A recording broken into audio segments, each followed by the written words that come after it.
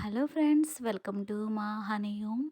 ఈరోజు special video వచ్చేసి bread పుడింగు. చాలా అంటే చాలా బాగుంటుందండి. పిల్లలైతే మరింత ఇష్టంగా తింటారు, అంత బాగుంటుంది. చాలా ఈజీ వేలో చేసేయచ్చు. మన వంటగదిలో ఉండే ఇంగ్రీడియంట్స్తో సులభంగా ఎవరైనా సరే చేసేయచ్చు. సో ఇంక లేట్ చేయకుండా ఈ బ్రెడ్ పుడింగ్ రెసిపీని ఎలా తయారు చేసుకోవాలో చూసేద్దాం.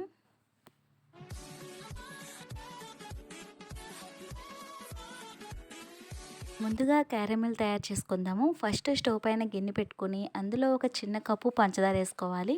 లేదా 6 లేదా 7 టేబుల్ స్పూన్ల పంచదార వేసుకొని మంట లో ఫ్లేమ్లో పెట్టుకొని కంటిన్యూగా కలుపుతూ ఉండాలి. ఈ క్యారమెల్ రంగు మరీ బ్రౌన్ కలర్ కాకుండా బంగారం రంగులో ఉన్నప్పుడే స్టవ్ ఆఫ్ చేసుకోండి. నాకు ఇక్కడ కొంచెం డార్క్ కలర్ వచ్చేసింది, మీరు ముందుగానే స్టవ్ ఆఫ్ చేసుకోండి. ఇప్పుడు మిక్సీ జార్ తీసుకొని అందులో 4 బ్రెడ్ పీసెస్ వేసుకొని అందులోనే 2 గుడ్లు కూడా పగలగొట్టుకొని వేసుకొని ఒక అరకప్పు కాచి చల్లార్చిన పాలు వేసుకోవాలి. అందులోనే 2 యాలకులు, స్వీట్నెస్కి సరిపడా అరకప్పు పంచదార, ఎగ్ స్మెల్ రాకుండా ఉండడానికి ఇంట్లో ఉండే ఏదో ఒకటి, నేను ఇక్కడ పైనాపిల్ ఫ్లేవర్ వేసుకున్నాను.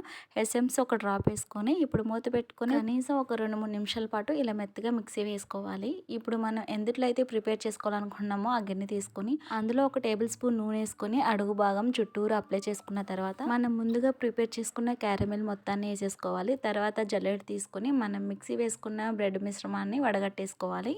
మొత్తాన్ని వేసుకొని ఒకసారి ట్యాప్ చేసుకున్న తర్వాత ఇప్పుడు డబుల్ బాయిలింగ్ విధానంలో ఉడికించుకోవాలి. ఒక గిన్నెలో ఒక గ్లాస్ నీళ్ళు వేసుకొని స్టవ్ పైన పెట్టుకొని, నేను ఇక్కడ చిన్న స్టాండ్ ఉంటే పెట్టుకుంటున్నాను, లేకపోతే పెట్టుకోకపోయినా పర్వాలేదు. ఇప్పుడు ఆ గిన్నె పెట్టేసుకొని పైన మూత పెట్టుకొని 20 లేదా 30 మినిట్స్ పాటు మీడియం మంట పైన ఉడికించుకోవాలి. 30 మినిట్స్ తర్వాత చూపిస్తున్నాను. స్పూన్ అన్నా లేదా టూత్ పిక్ అన్నా తీసుకొని ఒకసారి ఉడికిందా లేదని చూసుకోవాలి. టూత్ పిక్కి అంటుకోకుండా వస్తే కనుక ఉడికిపోయినట్టే. ఇంకా స్టవ్ ఆఫ్ చేసుకొని పక్కకు దించేసుకోండి. చాక్తో ఒకసారి రౌండ్ అప్ చేసేసుకొని ఇప్పుడు పైన ప్లేట్ పెట్టుకుని ఉల్టా చేసేసుకోండి. ఉల్టా తిప్పిన తర్వాత 2-3 సార్లు మనం పైన ట్యాప్ చేసుకుంటే కనుక ఈజీగా వచ్చేస్తుంది. ఇది మనకి నచ్చిన విధానంలో కట్ చేసుకోవచ్చు అనమాట. ఎంతో టేస్టీగా ఉండే బ్రెడ్ పుడింగ్ రెడీ.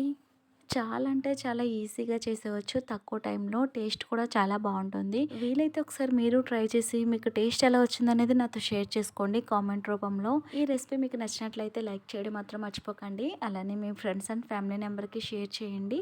మరిన్ని ఈజీ రెసిపీస్ కోసం మా హనీ హోమ్ ఛానల్ని సబ్స్క్రైబ్ చేయండి. Thank you for watching.